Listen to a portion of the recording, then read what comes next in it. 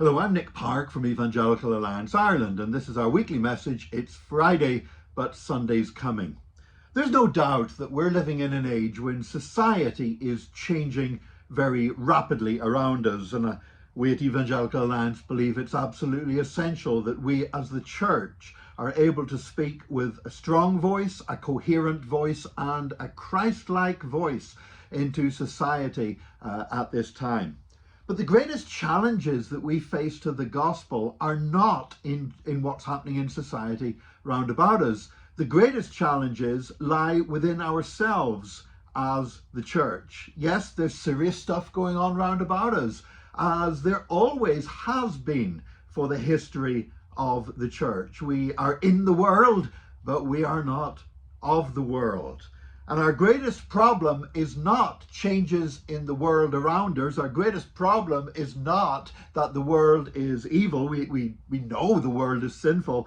The greatest problem is when we become like the world, when we find ourselves dealing with something in the church that we call worldliness. Now, sometimes people think of worldliness as being about what clothes you wear, what hairstyle you have, what kind of music you sing, whether you watch TV or go to movies or whatever else. But essentially, these are not what worldliness is about. They can be some of the outward manifestations of worldliness. Worldliness is when we think like the world. Worldliness is when we take the world's values and the world's norms, and they become the values and the norms of the church. And over the years, the church has been beset by worldliness. It's been a constant battle. And you know, we see this in the way that church leadership develops.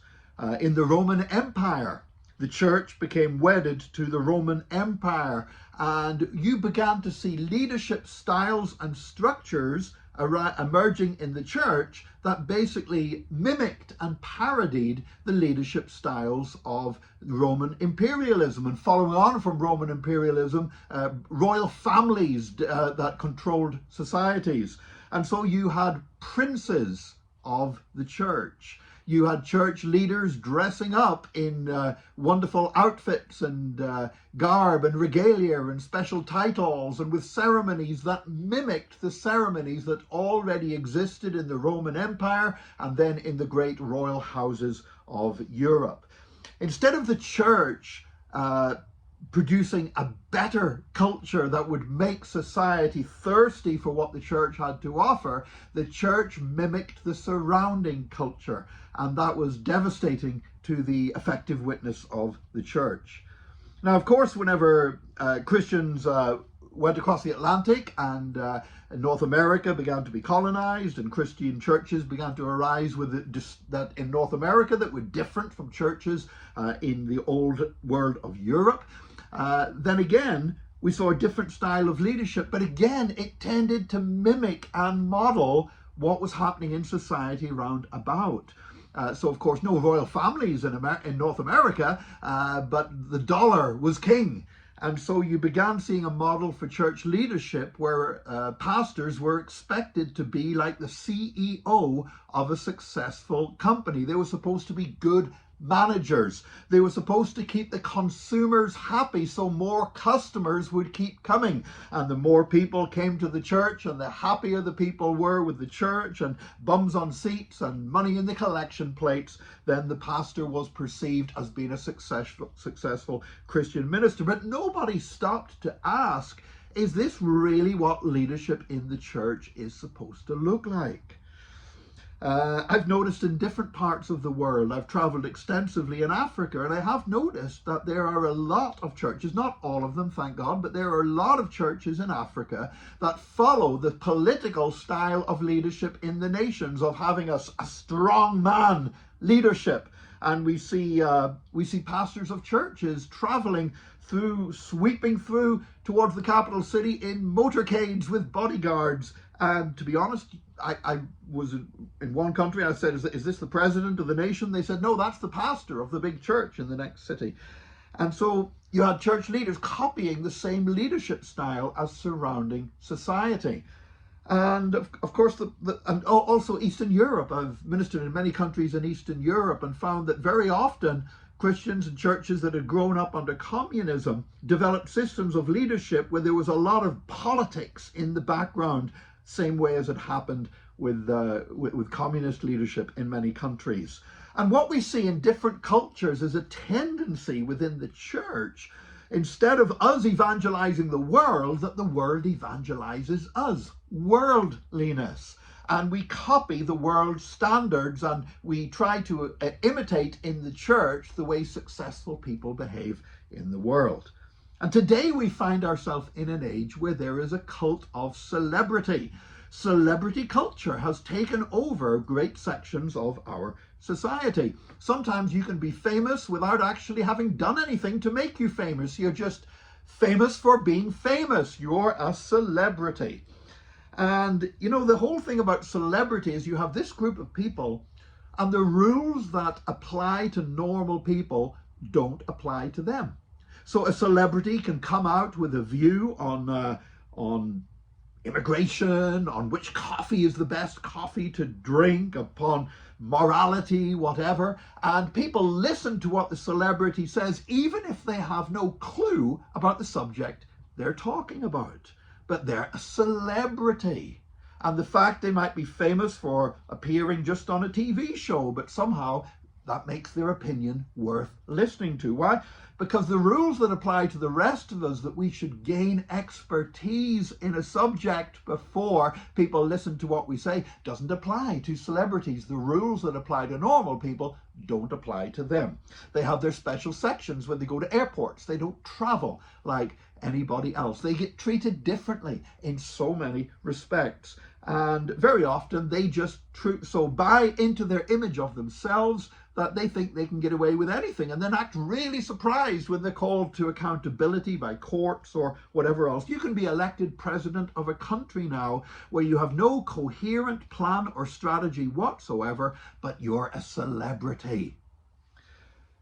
And sadly, we've copied celebrity culture in the church. We have celebrity preachers. Preachers who are famous, preachers who are superstars, preachers where people line up to get their autographs. And the problem with this is that the same characteristics of celebrity in the surrounding culture are seen in the church, when sometimes you get celebrity leaders in the church who think the rules that apply to the rest of us, the biblical standards to do with marriage, faithfulness, honesty, don't apply to them because they're special. I am so grieved by the continual stream of high-profile leaders in evangelical Christianity who are involved in moral failure. Now, I don't believe it's reflective of evangelical Christians as a whole. I work my life with church people and church leaders and pastors.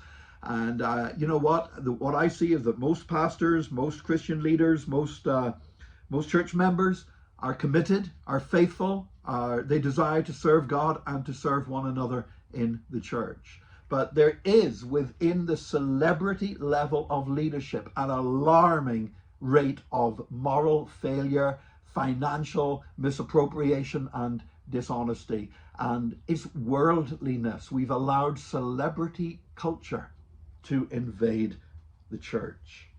And when you have Christian leaders who think that they can get away with stuff that none of the rest of us would even think we could ever get away with, we've got a problem in the church. We need to get back to a biblical model of leadership in the church. We need servant leaders in the church. We need leaders who will walk in humility. We need leaders who are not interested in promoting themselves, are not interested in building their brand or their celebrity status. We need leaders that will serve the people of God with integrity. And that doesn't mean you can't have big churches. I know people who pastor large and successful churches and do so with a humble spirit and do so with a good heart and don't try to get involved in the celebrity rat race. You know what? I'm not a pastor of a huge church. I have great admiration for those who are able to build or pastor a very large church. It's not what God has given me to do, but I admire those that do it well. I admire those who can write bestseller books. I believe we need books that share Christian principles and that are widely spread. I write books, but they're not bestsellers, but I'm full of admiration for those who can write bestsellers. And again, there are many wonderful, humble Christian leaders who write bestseller books, who influence society in many ways. But if we as the church are to truly build a culture of service for Christ within the church that is going to attract people and stand in contrast to the broken culture that surrounds us, then we need to move away from the celebrity culture that we allow in the church, where we exalt certain pastors, where we exalt certain worship leaders and treat them as if they're so special that the standards that we would expect from one another aren't expected of them, and they don't expect that or practice that themselves. This is not just about somebody doing something wrong or getting caught in immorality. This is about a pattern in the church. And I would urge all of us, particularly those of us that are in Christian leadership, to examine ourselves and say, Lord, am I being evangelized by the world? And am I in the pursuit of success, in the pursuit of status, becoming worldly, even while I'm leading in the church? We need to ask ourselves that question.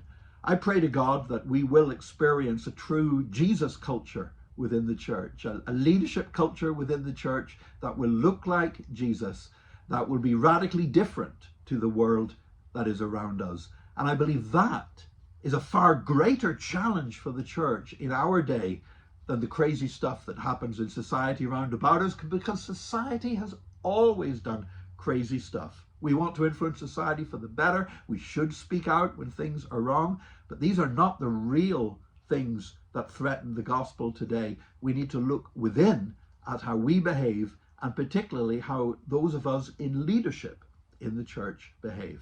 Now, I do believe God will help us to do that. And I do believe there will be a return to a more Jesus-centered style of leadership in Christian churches. I believe that God has better things in store.